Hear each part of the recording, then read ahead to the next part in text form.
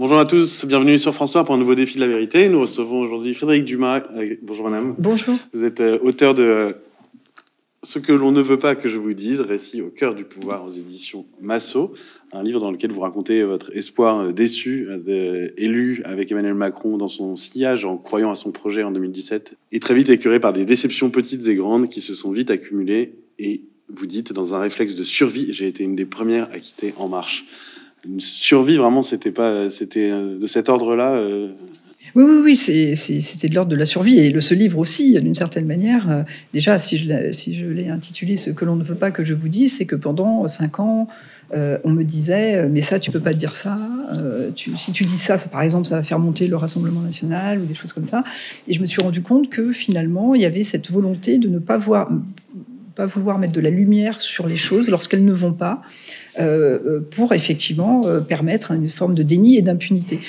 Donc j'ai le réflexe de survie, et pour 2 raisons. D'abord sur le fond et sur la forme. Sur la forme, moi j'avais apprécié, j'avais décidé de m'investir à 100%, puisque étant productrice de cinéma, ça m'obligeait à quitter mon métier pour m'investir, pour devenir députée, avant qu'on pense qu'Emmanuel Macron soit élu. Je l'ai fait en novembre 2016, c'est-à-dire avant même les 15 000 personnes à la porte de Versailles. Je dis ça parce que beaucoup de gens se sont ralliés à la fin et donc c'était pas évident de le faire à ce moment-là. Je l'ai fait parce que il y avait 2 ou 3 choses qui m'avaient impressionné. Il avait une forme de courage à j'allais dire, rester libre en s'opposant notamment à François Hollande ou à Manuel Valls. Donc cette liberté, très peu de gens la prennent en politique. Donc c'est quelque chose que j'avais apprécié. Et je me suis pas rendu compte, évidemment, je me suis rendu compte plus tard que cette liberté, il la voulait pour lui-même et pour lui seul, et qu'il allait, une fois qu'il serait élu, la confisquer à tous les autres. J'ai aussi apprécié qu'il se soit heurté à Manuel Valls sur l'utilisation du 49.3, puisque lui, dans le cadre de son projet de loi, avait tenté de discuter avec les parlementaires en passant des heures, 500 heures au Parlement. Voilà, donc tout ça, pour moi, je m'étais dit, c'est une nouvelle manière de faire de la politique, et en plus, ce ne sont pas que des mots, puisqu'il l'a pratiqué dans la réalité. Je me suis rendu compte très vite, c'est-à-dire pratiquement 1 mois ou 2 mois après l'élection, que ça avait été avant tout une technique pour gagner, et que ça ne serait certainement pas ce qu'il allait mettre en place une fois qu'il était élu pour gouverner. La preuve en a été, par exemple, dès le mois de juillet, où on a vu apparaître les statuts d'En Marche. On nous avait expliqué pendant toute la campagne que les partis politiques, il fallait y mettre fin parce qu'ils n'étaient pas démocratiques. Et là, on nous présente quelque chose, et c'est vrai, les partis politiques sont pas très démocratiques, mais on nous présente des statuts qui vont encore plus loin, puisque dans tout parti politique, il y a au moins des personnes élues, des personnes nommées par le siège et des personnes élues. Là, on arrive avec un parti où plus personne n'est élu. Donc c'était déjà le signal que tout allait être pris en main, évidemment, par quelques personnes au siège, et que surtout le parti n'allait jamais exister. Donc ça, c'était sur la forme. Sur le fond, assez vite, moi j'ai voulu m'investir dans les domaines qui étaient mes domaines de compétences, d'expérience. Ça ne veut pas dire que je détiens la vérité, mais l'expérience est quelque chose de fondamental, je pense, pour pouvoir amener des solutions pertinentes. Donc c'était le cinéma, l'audiovisuel, et travailler notamment sur renforcer le service public pour que lorsqu'on paye sa redevance, on ait le sentiment, évidemment, que ça soit pour des bonnes raisons. Et notamment, j'ai défendu le maintien d'une chaîne pour enfants. Si le service public français a une raison d'être, c'est bien notamment en ayant une chaîne à destination des enfants, sans publicité, et qui va dans tous les foyers du fait de la TNT. Et nous avons quand même eu droit à monsieur Alexis Collère, secrétaire général de l'Élysée, qui, 1 heure avant une conférence de presse sur l'audiovisuel, a passé un coup de fil pour dire qu'il fallait faire moderne, et que pour faire moderne, il fallait supprimer la chaîne pour enfants de la TNT, la passer sur le tout numérique, parce que d'abord, il avait confondu, parce que comme ça s'appelle chaîne jeunesse, dans sa tête, jeunesse, c'était des adolescents. Donc il ne savait déjà pas que la chaîne était une chaîne à destination des enfants. Il pensait qu'elle était à destination des adolescents, et que pour faire moderne, il fallait la passer sur le tout numérique, oubliant qu'il existait des fractures territoriales, mais aussi des fractures d'usage. Donc c'est devant, vous voyez, j'allais dire, ce décalage entre le concept et la réalité que je me suis dit, il y a un énorme problème, puisque ces personnes pensent qu'elles savent par nature, et qu'elles sont par nature supérieur aux autres et supérieur à des personnes qui peuvent avoir une expérience et qui peut compter dans la prise de décision. Et là, Alexis Kohler, vous lui consacrez un chapitre, c'est une des personnes les plus emblématiques du système d'Emmanuel Macron. Donc, il est secrétaire général de l'Élysée depuis 5 ans, reconduit depuis sa réélection. Et tout le monde dit que c'est l'homme le plus puissant de France, la clé de voûte, le cerveau du président, etc., que tout passe par lui. Vous êtes très sévère à son égard. C'est peut-être pas la personne qui est en cause, mais comme symptôme peut-être d'un système, plus certainement. Au-delà de cette confrontation que vous racontez, est-ce que qu'est-ce qu'il incarne réellement selon vous, et pourquoi le président lui a donné autant de pouvoir, même si le poste réclame de toute façon un certain pouvoir, mais... Non, mais vous avez raison. En fait, c'est le système et la personne.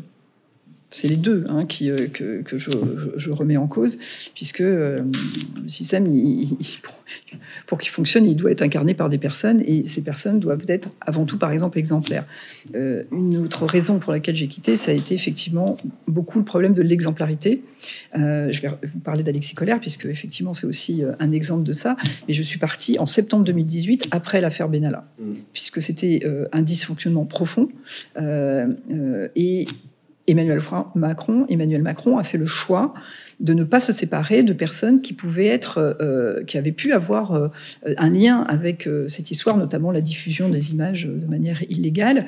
Il ne s'est pas séparé, par exemple, d'Ismaël Emelien. Il a fallu que Mediapart fasse des enquêtes bien après pour montrer tout ce qui s'était passé, un coffre-fort qui disparaît. Bon, bref, en tout cas, on a compris qu'il ne se serait jamais rien passé si la presse... Voilà, refus que Alexandre Benalla, comme Alexis Kohler, soit auditionné par la commission parlementaire à l'Assemblée nationale. On a vu tout d'un coup se mettre en place tout ce qui montrait que l'exemplarité qui avait été normalement mis en premier au début du mandat, rappelez-vous, François Bayrou doit démissionner de son poste de ministre de la Justice, alors même qu'il n'est même pas mis en examen. Voilà, et donc je pense qu'aujourd'hui tout le monde se rend compte que plus personne ne démissionne, même lorsqu'il est mis en examen, que le ministre de la Justice lui-même, lorsqu'il est mis en examen, est renommé en plus, parce qu'à la rigueur, bon, déjà il n'avait pas démissionné, mais en plus on fait le choix de le renommer. Donc pour moi, l'exemplarité était un sujet important. Donc Alexis Kohler est le symbole de tout ça. D'abord, effectivement, il est le secrétaire général à l'Élysée, à un endroit où tout le pouvoir s'est concentré. C'était déjà une dérive, évidemment, précédente. Ça avait été une dérive, notamment... C'est la même chose de Claude Guéant, par exemple. Voilà, exactement. Sauf que il y avait quelques petits contre-pouvoirs, pas obligatoirement parce qu'ils avaient été décidés par le président de la République à l'époque, mais parce qu'ils existaient par nature. Il y avait des, il y avait les éléphants au PS pour François Hollande, et il y avait pour Nicolas Sarkozy des personnalités politiques comme François Baroin, Alain Juppé, François Fillon qui pesaient. Et donc il y avait une forme quand même de un peu obligé d'écouter les grands élus et donc les territoires. Là, avec Emmanuel Macron, il n'y a plus rien de tout ça, puisque donc il a continué effectivement à concentrer tous les pouvoirs. Le Parlement, l'Assemblée nationale n'a pas de pouvoir, si on est honnête. Les lois, on les fait pas, mais bon, ça a toujours été le cas. Les outils de contrôle, on peut pas toujours les utiliser comme il faut. On l'a vu pour la commission d'enquête parlementaire sur Alexandre Benalla. Je pense que les citoyens ne savent pas une chose importante, c'est que par exemple, même quand on auditionne un ministre ou quand on pose des questions en audition, c'est quoi une question? On pose une question, on essaye d'avoir travaillé notre question pour pouvoir avoir des réponses. Le ministre va répondre ce qu'il veut. Oui, il n'y a pas de droit de suite. Et même si le ministre ne raconte pas la vérité ou omet des éléments, nous ne pouvons pas répondre. Donc en commission, nous ne pouvons pas répondre à un ministre, et donc on reste sur ce que le ministre a dit. Question au gouvernement, on a introduit le droit de réplique, mais dans le même temps. Donc déjà, une question un peu complexe, en 2 minutes avec une réponse, une réplique, ça n'existe pas. Donc je dis ça parce que dans tous les autres pays démocratiques dans lesquels on peut aller, en Europe ou autre, évidemment, en Angleterre et au Canada ou aux États-Unis et dans les pays européens, il y a cette espèce de... On voit les ministres qui sont travaillés au corps par des députés. Là, c'est même pas la peine. C'est des chambres d'enregistrement. On a tous vu les débats qui avaient lieu après les décisions prises et annoncées aux 20h. Bon, bref, je vous passe les détails et les ordonnances, évidemment, après les projets de loi d'urgence. Donc, Tout ça, la justice, on a vu qu'elle n'est pas totalement indépendante, puisque le parquet peut décider de classer des affaires ou pas, comme vous le savez, quels que soient évidemment les présidents de la République. Elle n'a pas toujours les moyens de travailler non plus. Et les ministres, on a tous vu aussi qu'ils n'avaient pas vraiment de pouvoir, puisque tout était décidé à l'Élysée. Or, la Constitution, c'est comme ça. L'Élysée, c'est un espèce de quelque chose d'un peu abstrait, un petit vide juridique. Tout le pouvoir est concentré là, mais le président de la République est irresponsable. Donc ça n'existe pas dans la société qu'un pouvoir ne soit pas, en contrepartie d'un pouvoir, il n'y ait pas une responsabilité. Là, c'est acté que c'est le pouvoir sans responsabilité. Donc Alexis Collère, pour revenir à lui, est secrétaire général, le bras droit d'Emmanuel Macron à l'Élysée, sachant que déjà le président de la République est irresponsable par la Constitution, que le secrétaire général, lui, est dans l'ombre et qui ne doit rendre de compte à personne puisqu'il n'est pas élu, ce qui est normal, hein, l'équipe du président évidemment n'est pas élue, sauf que le pouvoir qu'il a est d'autant plus un pouvoir sur lequel il peut y avoir très vite des abus, puisque lui-même n'est pas dans la lumière. Et d'ailleurs, ils se sont bien gardés de le nommer ministre, hein, puisqu'ils savent très bien que dès qu'on est ministre, tout d'un coup, tout vous tombe dessus en matière d'exemplarité. Il voit qui il veut. Il prend les décisions qu'il veut. Il prend 80% des décisions d'arbitrage. Et certains ont dit qu'évidemment, Emmanuel Macron ayant la charge de président de la République, ses déplacements et autres, vous imaginez le nombre de décisions qu'il prend à la place du président. Mais cette personne, en plus, on s'aperçoit qu'elle n'est pas exemplaire. Parce qu'Emmanuel Macron avait fait un portrait d'Alexis Collère, évidemment, comme son jumeau, son cerveau, voilà, cerveau hémisphère droit, hémisphère gauche, bon, voilà, c'est des métaphores. Mais donc, ils pensent pareil, déjà, hein, donc on a le même formatage, assez conceptuel. J'ai appelé ça le progressisme technocratique. Et je tiens à donner cette définition de Dwight MacDonald, qui est un essayiste américain qui, en 1946, avait dit le progressisme. Il avait fait une allégorie en disant ce sont des jeunes gens qui sont dans un bolide, qui foncent vers un précipice, et puis ils regardent d'autres personnes qui sont sur le bas de la route, quoi, sur le côté de la route, et ils leur disent oh, qu'est-ce que vous êtes négatif, vous voyez, nous au moins on va quelque part. Donc je pense que ça illustre assez bien cette pensée technocratique qui estime qu'elle sait mieux que tout le monde, qu'elle n'a pas besoin de se nourrir de l'expérience des autres, de concerter. De toute façon, elle sait et elle va faire de la pédagogie pour expliquer en fait que les décisions qu'elle prend sont les meilleures. Mais cette personne, en plus, n'est pas exemplaire. Et on l'a vu avec, je mets la lumière sur des enquêtes qui ont été menées par d'autres, notamment par Mediapart, sur le terminal du Havre, sur les conflits d'intérêts éventuels avec sa famille, qui est propriétaire donc de MSC, donc société d'armateurs de bateaux, où on a vu qu'il ne s'est jamais déporté sur la plupart des sujets qui touchaient une simple lettre d'Emmanuel Macron la blanchi de toute... Voilà, parce qu'il y avait un rapport de police assez accablant sur le sujet. Lui-même avait écrit qu'il était en conflit d'intérêts. Et en fait, Emmanuel Macron, effectivement, a fait une lettre sur papier en tête, pas sur papier en tête, en tant que président de la République, sur un papier blanc, disant « je me porte caution de cette personne ». Et le rapport a été vidé de sa substance. Il est aussi mis en examen pour prise illégale d'intérêt sur l'affaire Veolia-Suez. Donc vous imaginez bien que Emmanuel Macron ne demandera plus jamais à quiconque de partir lorsqu'il est mis en examen, puisque ça l'obligerait à effectivement appliquer cette jurisprudence à son secrétaire général. Et à ce sujet, d'ailleurs, vous dénoncez un incroyable renversement qui s'est manifesté dans l'affaire Benalla, où ce sont ceux qui dénoncent qui sont montrés du doigt. Vous dites, en France, c'est dire les choses qui est montré du doigt, c'est montrer les entorses à l'exemplarité d'une partie de l'élite dirigeante qui est dénoncée. Ceux qui ont mal agi deviennent des victimes, et plus personne ne s'intéresse à ce qu'ils ont fait. Il ne manque plus que le sceau de complotisme, et vous êtes définitivement enterrés. Ils peuvent à nouveau dormir tranquilles. C'est le rôle attribué à Christophe Castaner, Richard Ferrand ou Gabriel Attal, de véritables experts en la matière. Et donc ce schéma, en fait, s'est reproduit à toutes les affaires de la Macronie, mis à part quelques noms qu'on abandonne et qu'on jette en pâture, mais toutes les vraies affaires sont totalement verrouillées. Oui, parce que c'est pour ça que j'ai intitulé le livre ainsi, c'est que si vous mettez de la lumière sur quelque chose qui est un peu négatif, au lieu de vous dire c'est bien de révéler les choses pour qu'on puisse effectivement les faire cesser ou qu'il n'y ait plus d'impunité, à ce moment-là, c'est l'inverse qui se passe. Et on vous dit, quand même, c'est pas bien de le faire. Donc, vous allez faire monter les extrêmes, parce qu'évidemment, montrer des choses qui se passent pas bien, ça va faire monter la défiance. Et comme l'a dit Emmanuel Macron, lorsque la défiance s'installe, elle est irrémédiable. Donc, on va vous reprocher de montrer les choses. C'est pour ça que j'ai écrit ce livre en essayant de détailler de manière clinique comment les choses se sont passées, pour que ça soit pas une opinion simplement. C'est ce qui fait que je n'ai parlé que des personnes que je connaissais, avec qui j'avais travaillé, parce que pour pas donner une opinion, un jugement qui serait juste extérieur.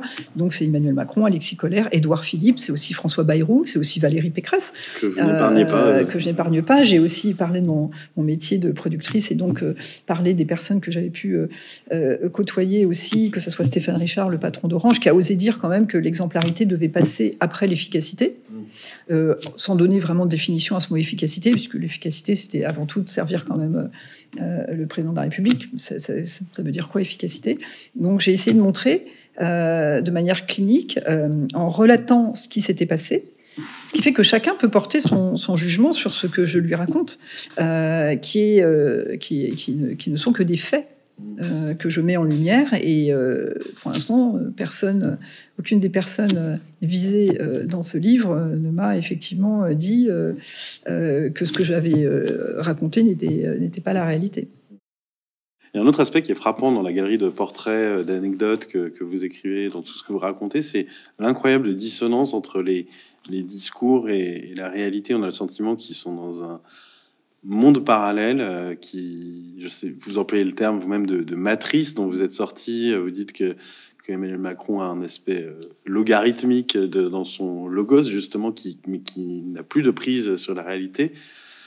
C'est le sentiment que vous avez eu, un monde parallèle? Et si oui, pourquoi cette façon de fonctionner? C'est pour masquer pour mieux masquer la réalité de leur politique? C'est un mélange de plusieurs choses. Il y a une partie où, d'ailleurs, c'est quelque chose que j'avais dit à Emmanuel Macron, quand on est déconnecté, on ne sait pas qu'on est déconnecté. Il y a une partie d'eux qui n'ont pas conscience de la déconnexion. Et c'est vrai que si on est déconnecté, on ne peut pas avoir conscience de la déconnexion. Donc c'est un formatage aussi cérébral qui est beaucoup lié. Quand on parle des énarques, bien sûr qu'il y a plein d'énarques qui sont... c'est pas contre chaque personne. Chacun a développé sa propre vision. Mais souvent, ces personnes ont été baignées dans un système de pensée. D'ailleurs, moi, je mets l'accent sur qu'est-ce que veut ENAC, c'est École nationale d'administration. Donc, ce sont des gens qui administrent des choses existantes. Comment pouvez-vous vous adresser à des personnes qui administrent l'existant pour penser des choses, pour penser innovation, pour penser le monde de demain, puisqu'ils ne font qu'administrer des choses qu'ils connaissent. Donc, ils ne font que mettre en place les mêmes recettes tout le temps. Emmanuel Macron, j'ai aussi intitulé ça More of the Same, parce que c'était un écrivain qui avait fait une fiction sur l'Union européenne et qui racontait comment à chaque fois quelque chose ne marchait pas, on disait c'est parce qu'on l'a pas assez appliqué. Ouais.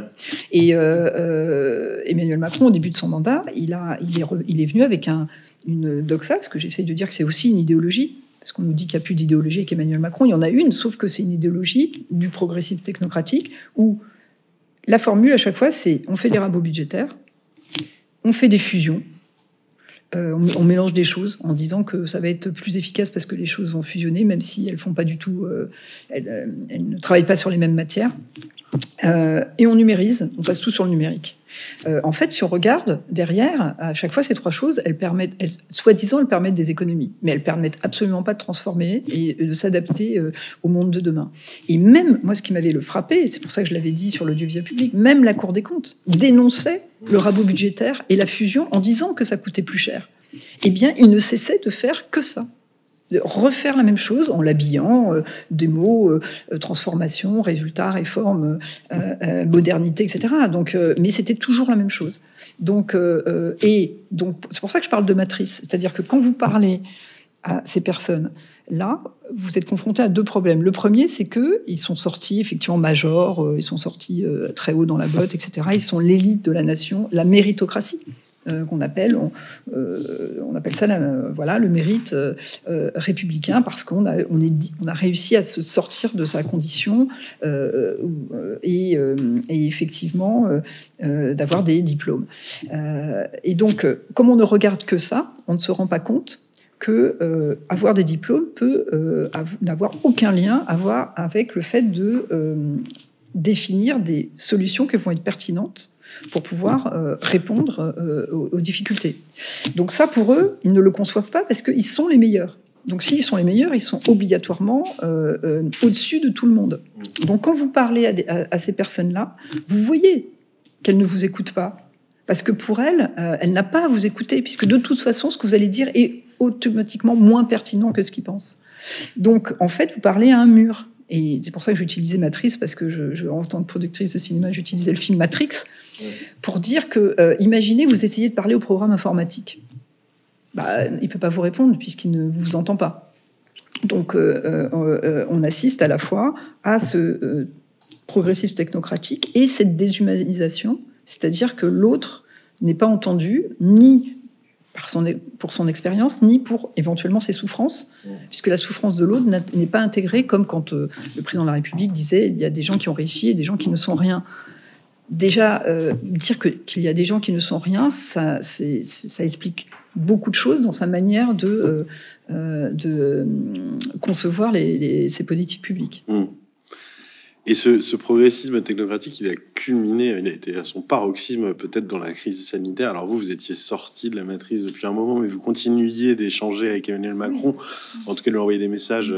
Vous racontez ça via la messagerie Telegram que maintenant tout le monde connaît, mais qu'à l'époque En Marche était dans les un peu pionniers à utiliser dans la vie courante. Et alors à partir de là, le canal s'est complètement rompu. Il a fini par vous bloquer parce que vous avez dit écoutez, ça commence à bien faire ces confinements sans cesse. Vous avez d'abord adhéré et puis après vous avez voulu mettre un peu de. Alors c'est un petit peu différent. Le moment où il m'a bloqué, c'était c'était un peu avant le confinement. Ah pardon, c'était avant le c'était un peu avant le confinement. C'est parce que j'ai essayé de l'alerter, comme j'avais un neveu et une nièce, notamment un neveu infectiologue, on voyait que c'était dramatique sur le terrain. Qu'effectivement les soignants étaient contaminés, une personne qui arrivait qui avait le Covid contaminait 16 personnes, qu'il n'y avait pas assez de lits, ça devenait dramatique. Au même moment, c'était le moment où Emmanuel Macron est allé au théâtre avec Brigitte Macron en disant il faut continuer à vivre comme avant, le 6 mars, qu'il a descendu les Champs-Élysées et qu'il effectivement disait qu'il était complètement dans la campagne électorale et qui était omnibulé par la campagne électorale des municipales, au point de demander à Agnès Buzyn de partir quand même de ministre de la Santé et de prendre la tête des municipales. Donc pour moi, c'était l'exemple absolu de la personne déconnectée, qui est dans son agenda, principalement sa stratégie électorale, ce qu'il fait depuis le début, et qu'il refait encore aujourd'hui, en nommant son nouvel gouvernement, il est dans la stratégie électorale. Donc, et là, je voulais qu'il prenne conscience qu'il fallait qu'il annule le premier tour des municipales. C'est complètement incompréhensible d'être dans ce moment-là, de fermer le vendredi, comme on a fermé tous les restaurants, de demander aux gens de même pas se déplacer dans les parcs et jardins, et de continuer, effectivement, à penser que c'est très bien de tenir des élections municipales. En se cachant derrière les scientifiques. Les scientifiques qui ont dit une chose très claire, ils ont dit on peut tenir les élections municipales si tout le monde respecte les gestes barrières. Bon, évidemment, vous savez très bien que tout le monde n'allait pas respecter les gestes barrières puisqu'on était au début d'un mandat.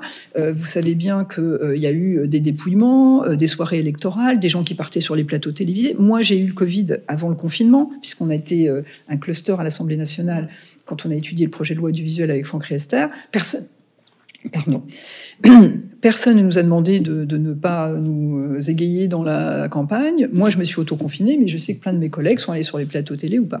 Donc, on était dans l'irresponsabilité totale. Et moi, je lui ai fait passer ce message-là en lui disant si tu es un homme d'État, tu dois avoir la force en toi de faire quelque chose qui est effectivement qui était périlleux pour lui, parce que annuler les élections municipales après le 49-3 et après ce côté jupitérien, ça pouvait lui être profondément reproché comme un acte antidémocratique.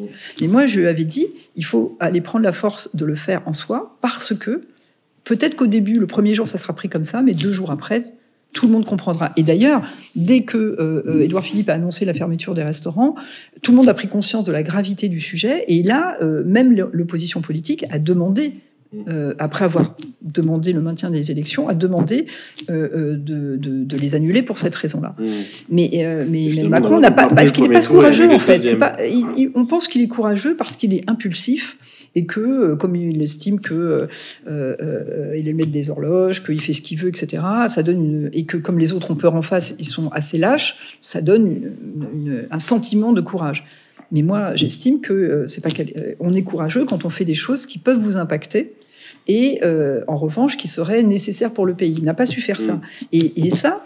Comme moi, effectivement, j'ai beaucoup échangé avec lui. J'ai échangé. Là, il me répondait pas, hein, parce qu'il y a des moments où j'échangeais, il me répondait, mais là, il me répondait pas. Et ensuite, je pense qu'il s'est rendu compte quand même, parce que c'est quelqu'un qui ne se rend compte de la réalité que lorsqu'elle lui saute à la figure. Il ne l'anticipe pas, et il est surtout même en retard. Là, il s'est dit, j'ai peut-être fait une erreur.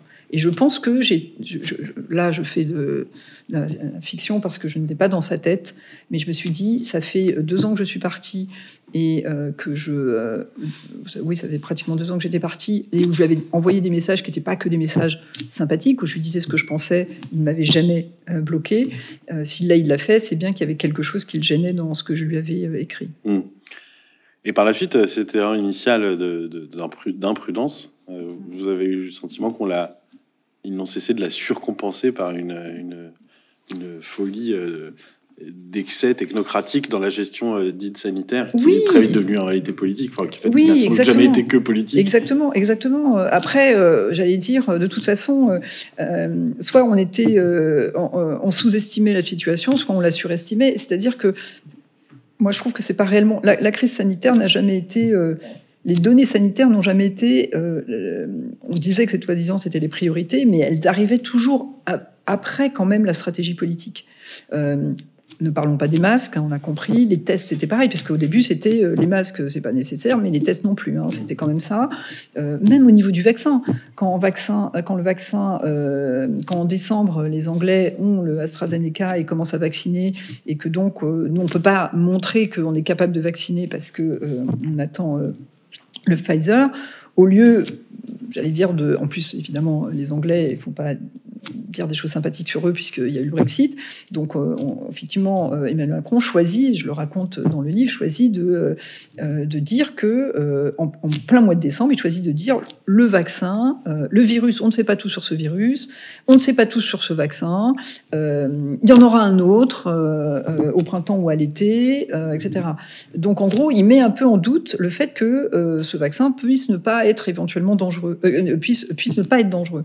Et donc, parce qu'à ce moment-là, il faut surtout pas qu'il donne le sentiment qu'il ne peut pas vacciner parce qu'on n'a pas le vaccin. Et ensuite, quand on aura le vaccin, il va effectivement dire aux gens qu'il n'y a aucun problème, alors que rien n'a changé entre le moment où il dit qu'on ne sait pas tout et le moment où il va décider que c'est une obligation. Et quelques mois avant, il disait ceux qui vous promettent un vaccin avant la fin de l'année vous mentent. Voilà. Donc il avait encore été en... Et moi, j'ai plutôt défendu le fait que moi, j'étais favorable à la vaccination, mais je n'étais pas favorable à l'obligation de la vaccination déguisée, que ça soit le pass sanitaire ou l'obligation vaccinale. Moi, je suis par exemple allée à Taïwan en décembre, et c'est impressionnant parce que, comme c'est un pays asiatique, souvent on pense qu'il a utilisé les techniques un peu de suivi numérique des personnes, etc. C'est l'inverse. Taïwan, alors avec une situation particulière puisque c'est une île, hein, mais Taïwan n'a pas confiné, n'a pas utilisé d'application numérique pour suivre les gens et n'a pas fait de vaccination obligatoire. Mais tout ça, ça s'est fait parce qu'il y avait une confiance. La population avait confiance. Il y avait des méthodes qui étaient mises en place pour travailler avec la population et pour créer cette confiance qui va permettre effectivement de soi-même accepter un certain nombre de choses parce qu'on les a comprises et parce qu'on nous a donné les éléments pour les comprendre. Et justement, donner à comprendre, c'est une des faillites du politique dans cette question sanitaire, puisque vous regrettez le chèque en blanc du fait que l'état d'urgence a été initialement largement adopté. Vous expliquez, vous ensuite, nous sommes nombreux à voter contre ces lois de prolongation ensuite et de régime transitoire à la pérennisation de l'état d'urgence. Pour ma part, je le ferai systématiquement. Et vous expliquez que le Parlement a été dissous, quoi, presque, ou piétiné, et que c'est un véritable scandale, justement, que les politiques n'aient pas eu à rendre compte de leurs décisions avec des véritables échanges. On se souvient de quelques escarmouches, mais en réalité, il n'y a pas eu de réel débat. En fait, il y a eu une double peine. La première, c'est que il pouvait y avoir des mesures. Ce que nous on demandait, c'est que on revienne en discuter, qu'il y a des vrais débats pour qu'effectivement on comprenne les choses. Eux arrêtaient pas de dire non, laissez-nous le faire. On n'a pas à revenir vers vous aussi régulièrement que ça, parce qu'effectivement revenir devant les députés, c'est à chaque fois qu'il y a un débat et que politiquement, évidemment, ce débat soit aussi au sein de la société. Donc en gros, c'est allez, laissez-nous faire. Ça, c'est la première chose. La deuxième chose, c'était que ces décisions étaient prises par un seul homme en Conseil de défense. Parce que quelque part, il n'y avait donc aucun garde-fou, ni aucun espace de discussion. Et ce que je raconte pour montrer quand même que, bien sûr qu'Emmanuel Macron peut prendre des décisions éventuellement pertinentes, mais qu'un homme seul peut aussi déraper, parce qu'il n'a pas la science infuse, et aucun être humain ne l'a, c'est le jour où il va décider...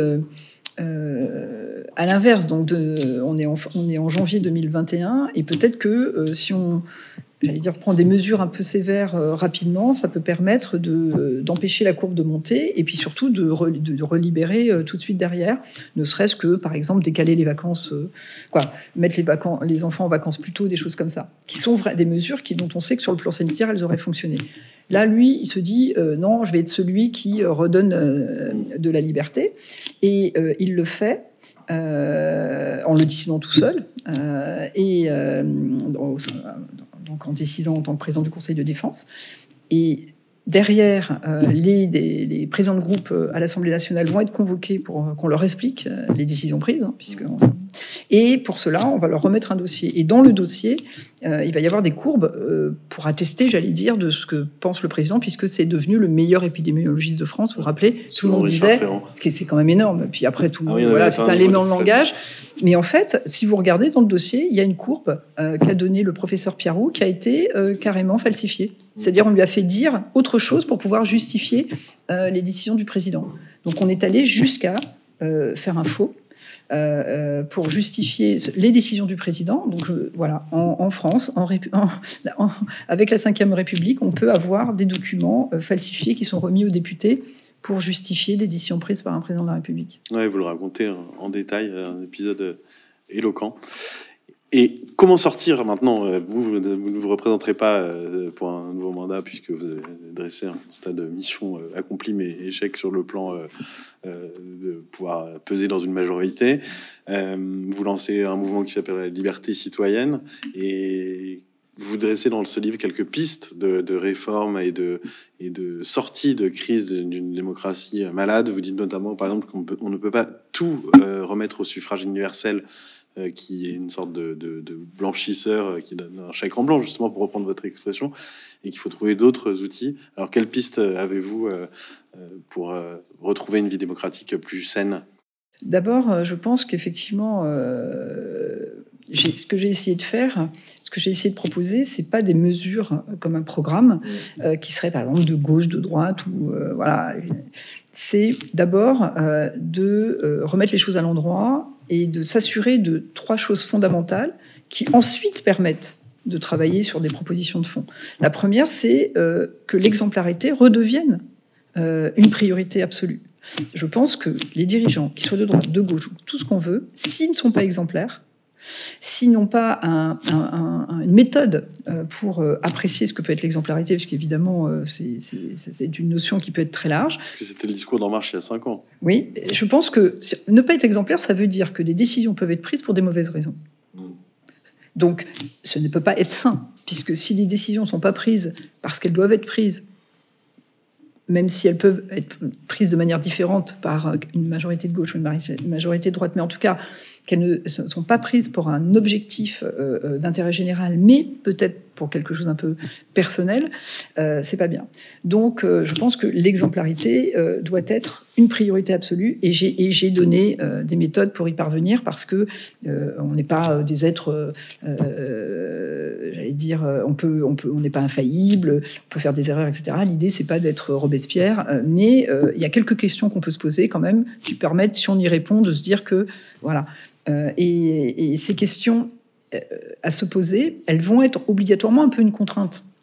Parce que la plupart du temps, on se pose la question, puis on se dit, bon, allez, on se trouve un peu une excuse. Et puis, les petites entorses qui sont faites comme ça à l'exemplarité, à un moment donné, ça devient des énormes accros, mais on s'en rend plus compte parce qu'on fait un déni par rapport à ça. Donc là, je propose une méthode là-dessus. La deuxième chose, c'est la responsabilité. Je pense que toute personne qui a du pouvoir doit être responsable et qu'on puisse la rendre responsable de ses actes et de ses décisions. Aujourd'hui, on l'a dit, le président de la République n'est pas responsable. Et la troisième chose, c'est qu'il y ait des garde-fous.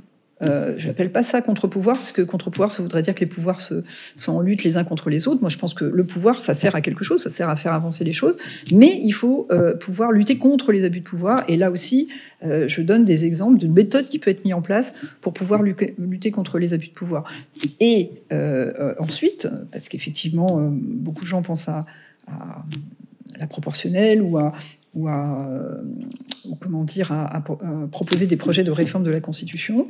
La plupart du temps, Emmanuel Macron premier, je pense, ou même Jean-Luc Mélenchon, c'est toujours oui, on va faire ça, et puis on imagine que ça va se passer en fin de mandat, c'est-à-dire que la personne qui a obtenu le pouvoir pendant 5 ans bénéficie du pouvoir absolu, et puis elle changera peut-être quelque chose à la fin quand elle pense que ça ne sera pas elle qui sera élue. Moi, je pense que non, on peut rendre du pouvoir tout de suite. Et tout le monde ne sera pas obligatoirement d'accord avec moi, mais j'ai fait un choix, évidemment, dans le livre que j'ai fait paraître avant les élections, de choisir un candidat, quand même. Que moi, j'avais choisi Yannick Jadot, et j'explique pourquoi. J'explique parce que mon premier marqueur, c'était le comportement face à la Chine, et je pense qu'on ne se rend pas compte à quel point le problème qu'on va avoir demain, c'est si on n'accepte pas de se confronter à la Chine qui veut imposer un modèle absolument dramatique quand même au monde entier, qui est un modèle de violence systématique et de répression généralisée et de contrôle social. Je pense on devrait prendre la mesure dès maintenant, parce que ce qu'on dit de la Russie, c'est, je veux dire, puissance 1000 avec la Chine. Puis on est complètement dépendant de la Chine, et des pays comme l'Australie, par exemple, ont accepté de prendre des mesures pour retrouver leur souveraineté. Elles ont été sanctionnées par la Chine. L'Australie, par exemple, a été sanctionnée sur une dizaine de produits à l'exportation. Ça a fait baisser leur exportation de 5,2% et le PIB de 2,2%. Mais au moins, ils ont été capables de prendre des décisions maintenant, parce que si aujourd'hui on en est là, vous imaginez où on sera dans 10 ans. Donc j'ai estimé que c'était le seul candidat qui était très clair sur la Chine. Mais la deuxième chose, c'était surtout le seul candidat qui expliquait comment il rendrait du pouvoir immédiatement après avoir été élu, par exemple, président de la République. Je savais qu'il ne le serait pas, mais je trouvais l'idée intéressante. Et il disait 3 choses. Il disait, la première, le président de la République devrait garder comme pouvoir celui d'être le défenseur de l'état de droit et des libertés fondamentales, et ensuite du climat, protection du climat, de la biodiversité. Le reste du pouvoir, il doit le rendre au Premier ministre. Ouais. Et ensuite, et ça, on n'a pas besoin de changer. Mais ce que je voulais dire, c'est qu'en gros, on pourrait ne pas changer la Constitution. Hein. Il suffit de rééquilibrer le pouvoir avec une motivation et une pratique. Et ensuite, il voulait aussi rééquilibrer les pouvoirs entre eux. Il disait que le président de la République, puisqu'il était un homme, et la présidente de l'Assemblée nationale, puisqu'il estimait que dans ce cas-là, il faudrait une femme, forment un binôme avec un pouvoir qui se rééquilibre. Donc, en fait, nous sommes dans une 5e République dont on pourrait changer effectivement les données avec une réforme de la Constitution, mais dont on pourrait le faire aussi en pratique si on le veut. Et quand Emmanuel Macron, entre les 2 tours, ou juste après le second tour, je crois que c'est après le second tour, quand il a dit qu'il fallait un chemin nouveau, se réinventer, etc., il a évoqué de faire revivre, de donner une dynamique à une démocratie vivante, et il dit lui-même cette phrase, il dit « ça passe pas obligatoirement d'ailleurs que par les institutions, mais par des actes concrets ». Et à ce moment-là, c'est ça qui est dingue, c'est qu'il ne parle pas de lui qui pourrait, par des actes, changer les choses. Il renvoie le problème sur les citoyens en disant et vous êtes tous responsables de ça. Donc en fait, c'est ça le vrai problème qu'on a avec un président de la République comme Emmanuel Macron, c'est que il ne conçoit pour lui le pouvoir doit être rendu que par les autres, pas par lui, et il n'est jamais responsable de rien. Et c'est ça qui est fascinant dans cette phrase lorsqu'il dit c'est pas que les institutions, ce qui veut déjà dire qu'on n'est pas sûr qu'il va vraiment les changer, en tout cas pas tout de suite. Il les changera à la fin, qu'il va demander aux citoyens d'être responsables. Alors lui, ça ne lui vient pas à l'idée qu'il doit retravailler, reconsidérer sa manière d'exercer le pouvoir. Et pour finir, qu'est-ce que vous diriez à tous ceux qui sont un peu abattus de devoir attendre 5 ans avant de sortir de ce système, même si, sait-on jamais, peut-être que ça arrivera avant, mais en tout cas, il n'y a pas d'opposition crédible. Vous voulez vous-même égratigner Jean-Luc Mélenchon, Éric Zemmour, Marine Le Pen et toutes les figures qui s'opposent très frontalement à Emmanuel Macron. En dehors de ça, il a réussi à annihiler toute opposition qui pourrait être sur des positions proches des vôtres et dans lesquelles beaucoup de Français se reconnaissent. Qu'est-ce que vous leur dites à ceux Non, mais c'est vrai que ça va être très long. Ça va être très long. Moi, je pense qu'il va y avoir 2 ans compliqués. Parce que, mais que ça ne pourra pas durer 5 ans. Parce que le vrai sujet, c'est que les choses n'atterrissent pas dans la réalité. Donc, il y a toujours la phase un peu de sidération, de communication, où on est un peu pris dans les phares de la voiture, mais que pas grand-chose va atterrir. Donc, je pense que il faut pendant ces 2 ans préparer les choses en se disant. Alors moi, c'est quelque chose que je me suis dit à moi-même, puisque j'ai toujours, en faisant mon métier, c'était productrice de cinéma, mais j'ai toujours fait de la politique à côté, maire adjoint, conseiller régional, etc. Et j'ai toujours travaillé sur les programmes au moment des présidentielles en pensant qu'il y avait quelqu'un qui allait porter mon idéal. Et vraiment, j'allais dire la remise en cause que je me suis faite d'ailleurs c'était pendant le confinement, et qui m'a fait prendre la décision d'écrire ce livre, c'est me dire, mais non, finalement, personne ne portera jamais ton idéal. C'est à un moment donné, si toi tu prends pas un peu les choses en main, en tout cas que tu ne portes pas tes propres idées, il se passera pas grand-chose. Mais j'estime que porter mes idées, ça veut pas dire que porter mes idées pour que les gens viennent autour de moi. Ça veut dire porter des idées et faire en sorte, et c'est ce que je voudrais faire avec Liberté Citoyenne, que chacun puisse les porter. Parce que je pense que chacun a quelque chose à dire, mais personne ne peut dire tout. Parce que ce qui va pas, c'est qu'on pense toujours qu'il y a une personne qui va arriver et qui sera donc la personne providentielle qui va avoir raison sur tout. Non, non, non. Et quand on demande aux citoyens de participer plus à la vie démocratique, certains pensent que le peuple aussi a raison contre tout le monde. Non, le peuple, il n'a pas plus raison. C'est aussi un pouvoir et il a aussi besoin de contre-pouvoir. En revanche, de se dire que chacun a quelque chose à dire, de particulier, par rapport à son expérience, ça c'est important. Et je pense que si on arrive à relier des gens en leur disant on va pas vous demander votre avis sur tout, mais on va vous demander de vous impliquer un peu plus dans ce à quoi vous croyez et ce qui correspond un peu plus à votre expérience, peut-être qu'on arrivera à faire quelque chose. Parce que je me suis aussi aperçue que quand on demande à des citoyens leur avis, la plupart du temps, ils veulent le donner sur tout, mais ils travaillent pas beaucoup plus. Hein. Moi, je suis pas fascinée en disant parce que la personne est de la société civile, qu'elle n'a aucun mandat, elle est obligatoirement plus pertinente. Chaque personne doit aussi se poser des questions sur sa capacité à travailler et à faire des propositions.